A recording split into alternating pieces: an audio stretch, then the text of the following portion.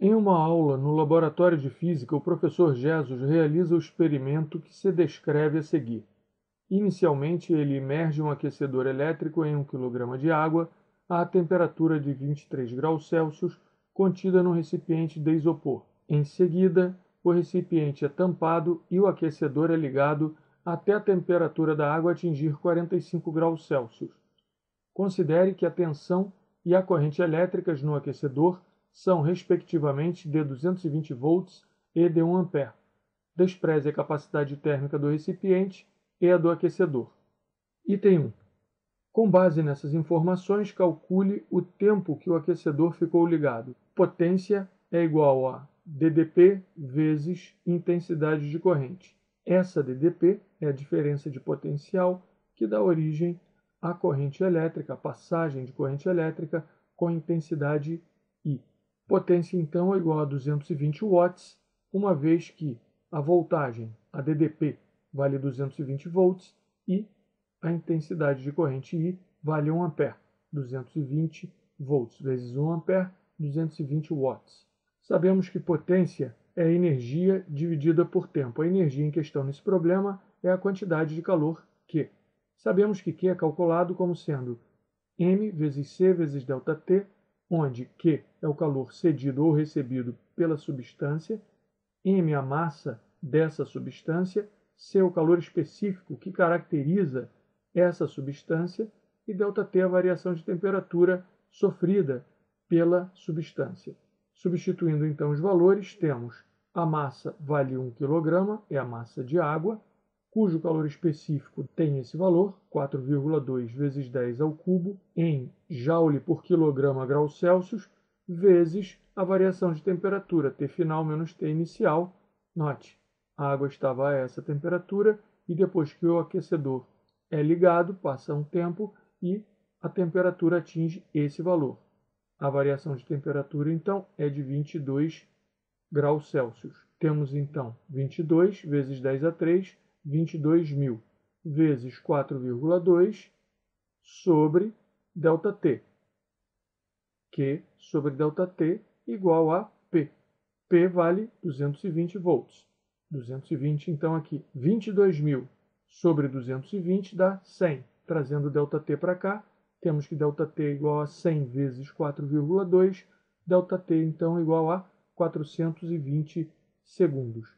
Encerrado o item 1. Item 2. Em seguida, o professor Jesus coloca 0,60 kg de gelo a 0 graus Celsius na água contida no recipiente, tampa-o novamente e espera até a temperatura dela se estabilizar. Sabe-se que o calor latente de fusão do gelo é de 3,3 vezes 10 a 5 joules por quilograma. Considerando essas informações, calcule a temperatura da água no final desse experimento. Note que, para saber a temperatura da água, vamos primeiramente calcular a quantidade de calor necessário para fazer a água variar de 45 graus Celsius até zero.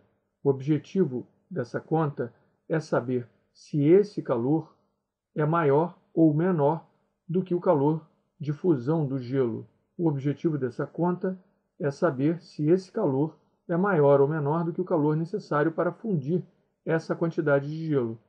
Se for maior, então todo o gelo será derretido e a água na qual ele se transformou ainda aumentará sua temperatura até um determinado valor. Mas se esse calor aqui for menor do que a quantidade de calor necessária para fundir essa massa de gelo, então poderemos concluir que a temperatura final será zero, uma vez que essa quantidade de calor não foi suficiente para derreter todo o gelo e ainda aquecer a água na qual ele se transformou. Vamos então continuar as nossas contas.